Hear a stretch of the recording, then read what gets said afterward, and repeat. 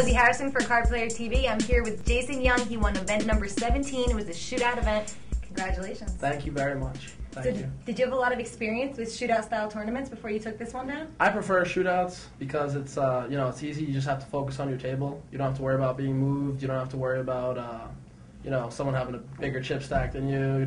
You get to play at your table, put reads on the players, and it just suits my game a little better. Well, tell me about the first few tables that you played. The first table was, that wasn't really that bad. It lasted about 5.5 hours. And, when I got heads up, it ended relatively quick. I think it was like the fourth or fifth hand. Really? Yeah, and then the second table, I ended up playing 4.5 hours heads up. Wow. Until like 6:30 in the morning. Who were you playing against? David Orbis, good right. player, nice guy. We had a tough match. I had the chip lead on him, and then he was up 250,000 to 50,000. So how did you come back? It was just tough. I waited for some hands. When I got low, he thought I was probably just gonna ship in with whatever, and I actually ended up picking up a couple hands, and and then once I got the chip lead, I chopped him pretty good with a big hand, and that was that. So what style of play is conducive to success in shootouts? Were you just really aggressive? No, it's weird because generally I'm kind of loose aggressive, and in the shootouts I actually change my game around. People think it's weird. Certain people think I'm like the tightest player ever, and some people think I'm a maniac and I play any hand. What do you think? I'm generally tight aggressive. Like when I have a hand, I tend to go with it. And but other than that, I don't really chase. I don't like chasing. I don't like racing. I don't like playing coin flips. A lot of bad players just want to get their chips in and race and just leave it to luck. I'd rather play small ball and win a lot of small pots. And that works. So what other aspects of your games really helped you? I've played a ton of heads up online. All and right. you know what? Experience there. What ended up happening is it came in handy big time when I got heads up in the second match. Even when I was down, I wasn't really worried about it because 250,000 to 50,000 seems like a huge deficit. It does. But in actuality, it's what were the blinds then, though?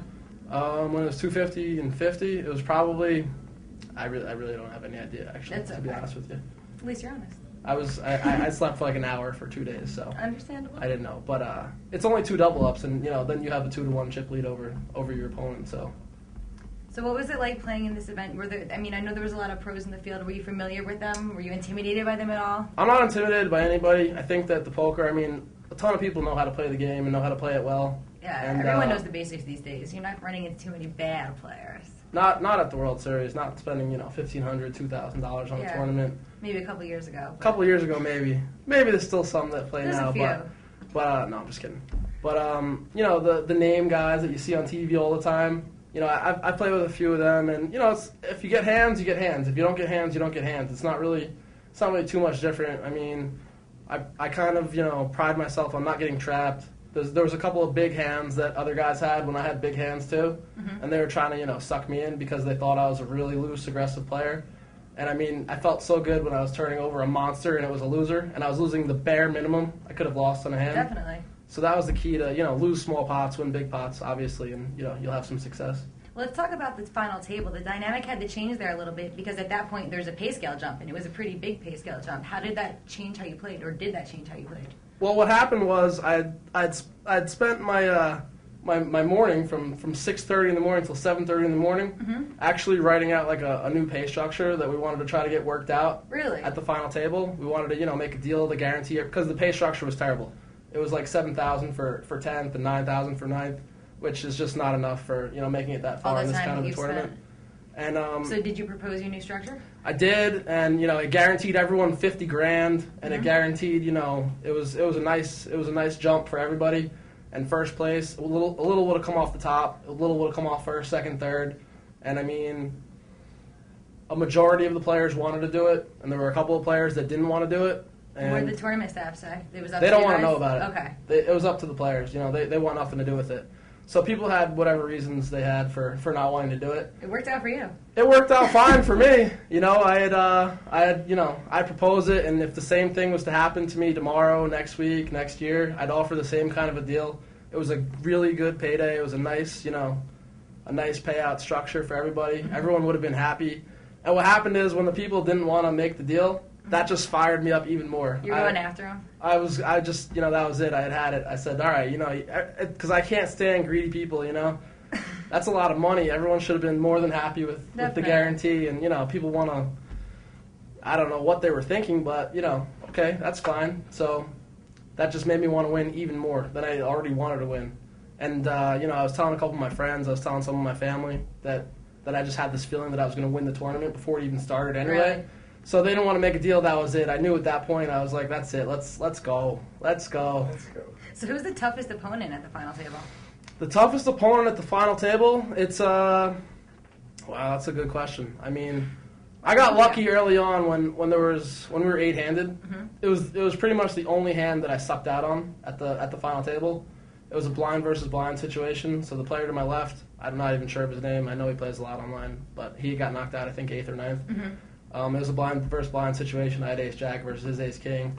I raised from the small blind. He re-raised me. I pushed on him because I saw that it was going to be a tough table, and people were really concerned about, you know, moving up in money. And you were looking to chip up. Generally, I'm concerned about the money, too, because I had none until this point. But what were you doing before this?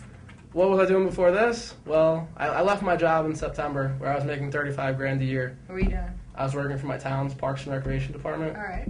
And I appreciate them not giving me the raise that they promised me because I wouldn't have been here now. You're quitting and coming to play poker? Thanks, everybody.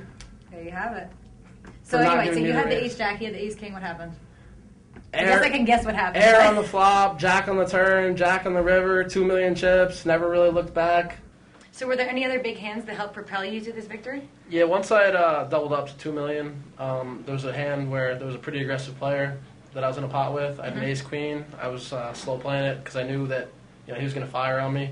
Ace hit the flop. I bet out with it. He re-raised me. I smooth called. Mm-hmm. I knew he was going to fire on the turn. He did. I called. And then he bet 700,000 on the river. I called, and he just instantly mucked. And that really got me going up to like 3.5 million chips. And from that point, I had a big chip lead. And I played really, really, strong at that point. I put all the players to a test, and if they were going to play a pot with me, they had to know that they might be playing for the tournament because I was going to put the chips in. I was ready to gamble at that point.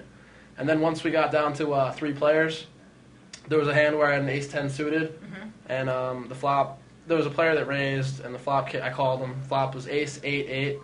He checked. I checked behind because I felt like something was funny. The turn was like a real low card. He checked again. I checked behind, and the river was, another garbage card, and he made a really small bet, like 75,000, seemingly trying to induce a raise.